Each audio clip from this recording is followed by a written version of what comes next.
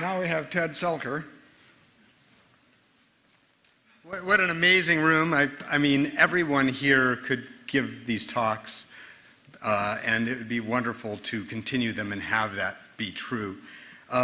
Actually, when I was at IBM and I hired John for a short period to work on phenomenal data mining, he went and hired this Russian fellow who was going to do logical phenomenal data mining.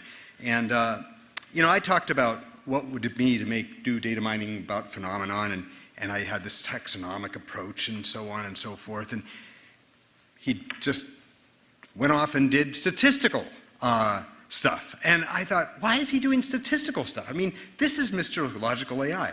Well, he's deeply practical. And he discovered that there's a couple of different kinds of people that turns out girlfriends go into pharmacies and buy the same thing as each other. That's one of the things we discovered.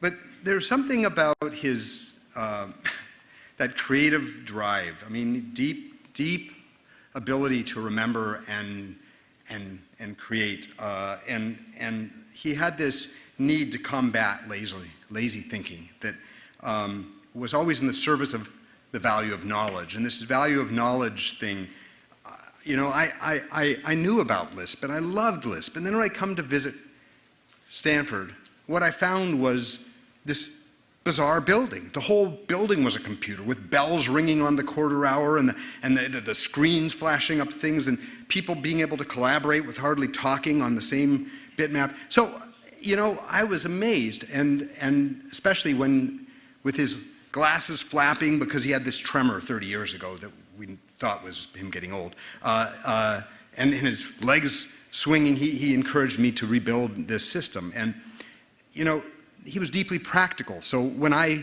proposed that I was going to make all the memory modules be able to be addressed at different speeds so that they could make high resolution over here and low resolution over there, or you could enlist all of it at once if you needed a big screen, he got me to rebuild DataDisk to make Nudity. This is Nudity, which allowed these people to continue collaborating, a lot of fabulous people. So I didn't understand why he came to my user interface seminars that I ran, because, he was a logical AI guy, until I started seeing other parts of him.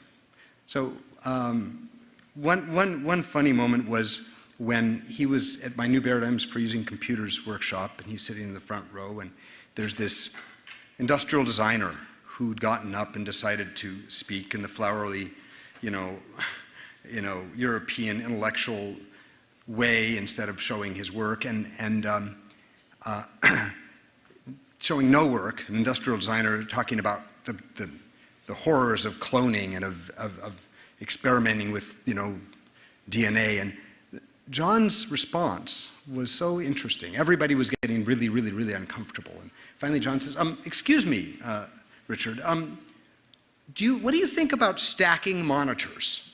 And it had nothing to do with what's going on. And he caught him right. I mean, the arrow was in the front. Richard said, nobody would ever want to stack monitors.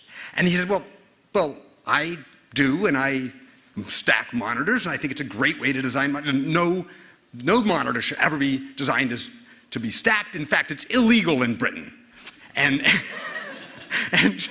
so anyway, I diffused the situation by saying, well, how many people here would like to stack monitors? Of course, everyone did. I said, I only invite monitor stackers to these parties.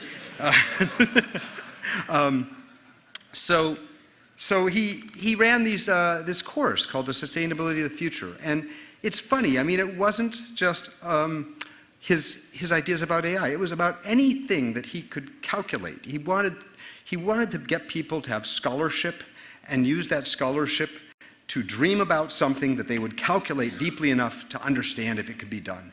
And that was what he was always pushing. Now, what I kind of amazed by is in the last few weeks of his life, several months of his life, I used to go visit him at Lytton Garden, and he was amazing. I went in there and I said, well, what would you like me to bring you? And he says, news about that fast neutrino. And so I came back and we started talking about the fast neutrino, and he started saying, and we had this fabulous conversation, and this guy has like a blood pressure of 0/0 at this point, but everything's working just fine. He started saying, well, the speed of light was discovered by Romer in 1676.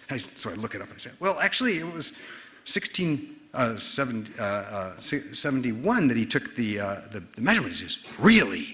And tell me more. And so right then, after decades of thinking about it in one way, he was delighted to find out that Cassini and Picard and even Galileo played into this story of looking at these little moons of Jupiter that were the way that they calculated the speed of light. So I just really am left with just how much fun it was to watch him think and watch him consider opportunities. I mean, this walking away was a signal, but when he was engaged, I mean, there was nobody that's deeper, and really enjoyed all these years of getting to be around him. Thank you.